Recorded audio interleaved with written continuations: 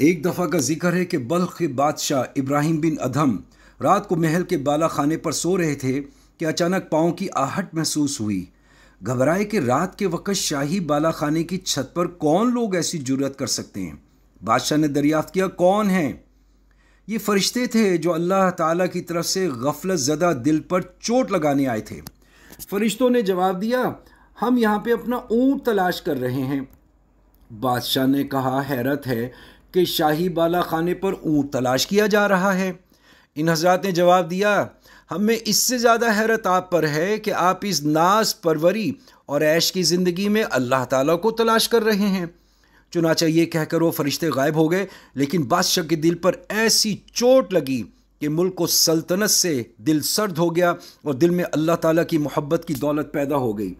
الغرض عشق حقیقی نے حضرت ابراہیم بن ادھم رحمۃ اللہ علیہ کو ترک سلطنت پر مجبور کر دیا، اور واقعی حقیقت بھی یہ ہے کہ عشق الہی کائنات کی تمام لذتوں سے دل کو بیزار کر دیتا ہے۔ آخرکار آدھی رات کو بادشاہ اٹھا، کمبل اوڑھا اور اپنی سلطنت سے نکل پڑا۔ سلطنت بلخ ترک کر کے حضرت ابراہیم بن ادھم رحمۃ اللہ علیہ نیشا پور کے صحرا میں اللہ تعالیٰ کی یاد اور نعرہ عاشقانہ بلند کرنے میں مشغول ہو گئے۔ 10 برس تک صحرائے نیشا پور میں دیوانہ وار عبادت میں مصروف رہے، کیونکہ تمام خواہشات نفسانیہ اور ظاہری آرائشوں سے اللہ تعالیٰ نے دل کو پاک کر دیا تھا۔ کہاں تاج و تخت شاہی، کہاں اب دریا کے کنارے بیٹھے ہوئے گدڑی سی میں بیٹھے ہوئے ہیں۔ ایک دن سلطنت بلخ کا وزیر اس طرف سے گزرا۔ بادشاہ کو اس حال میں دیکھ کر اس وزیر روحانی مریض نے انہیں حقارت کی نگاہ سے دیکھا اور دل میں سوچنے لگا، یہ کیا حماقت ہے۔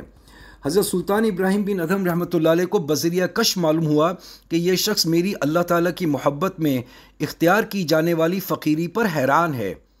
اس وقت اللہ تعالیٰ نے اپنے نیک بندے کی کرامت اور باطنی سلطنت کے شوکت کا اظہار فرمایا تاکہ وزیر کو اپنے برے گمان پر ندامت ہو اور معلوم ہو جائے کہ اللہ تعالیٰ سے تعلق کے بعد کیا نعمت حاصل ہوتی ہے۔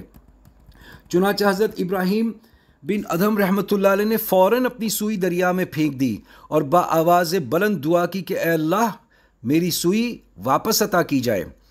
دریا کی سطح پر ہزاروں مچھلیاں نمودار ہو گئیں، جن کے لبوں میں ایک ایک سوئی سونے کی تھی۔ ان مچھلیوں نے دریا سے اپنے سروں کو نکال کر عرض کیا، اے شیخ، اللہ تعالیٰ کی طرف سے یہ سوئیاں قبول فرمائیے۔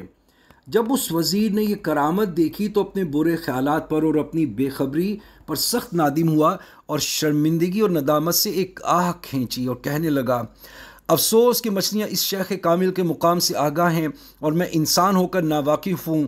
میں بدبخت اور اس دولت سے محروم ہوں، جبکہ مچھلیاں اس معرفت اور سعادت اور نیک بخت ہیں۔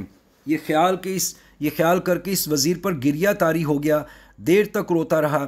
اس گریہ ندامت اور شیخ کامل کی تھوڑی سی دیر کی صحبت کی برکت سے اس وزیر کی کایا پلٹ گئی اور اللہ تعالیٰ کی محبت دل میں پیدا ہو گئی۔ اپنے خاص بندوں کی صحبت میں اللہ تعالیٰ نے یہی برکت رکھی ہے کہ شقاوت سعادت سے بدل جاتی ہے۔ حضرت سلطان ابراہیم بن ادھم رحمۃ اللہ علیہ نے اس وزیر سے ارشاد فرمایا کہ اے امیر، یہ دل کی سلطنت بہتر ہے یا بلخ کی حقیر فانی سلطنت؟ شاہ بلخ کی صحبت سے جب اس وزیر کو باطنی سلطنت حاصل ہو گئی تو اسی لمحے وزارت سے دستبردار ہو گیا اور سلطان کے ساتھ صحرا نشینی اختیار کر لی۔ جس شخص نے عمر بھر عقل کی غلامی کی تھی، بالآخر اس کا کام دیوانگی ہی سے بنا۔ مذکورہ بالا واقعے سے حاصل ہونے والا سبق۔ اس واقعے سے ہمیں یہ سبق ملتا ہے کہ جب تک بندہ اپنی نفسانی خواہشات اور گناہوں کی لذتوں کو نہیں چھوڑتا، اس وقت تک وہ بندہ باطنی سلطنت اللہ تعالیٰ کی محبت کی دولت سے محروم رہتا ہے۔ اس واقعے سے یہ بھی معلوم ہوا کہ بندہ جب اللہ تعالیٰ کا ولی بن جاتا ہے تو اللہ کی تمام مخلوقات میں اس کے لیے محبت اور پیار فرما دیتے ہیں اور اس کی دنیاوی فانی عزت کے بدلے میں باقی رہنے والی حقیقی عزت عطا فرما دیتے ہیں۔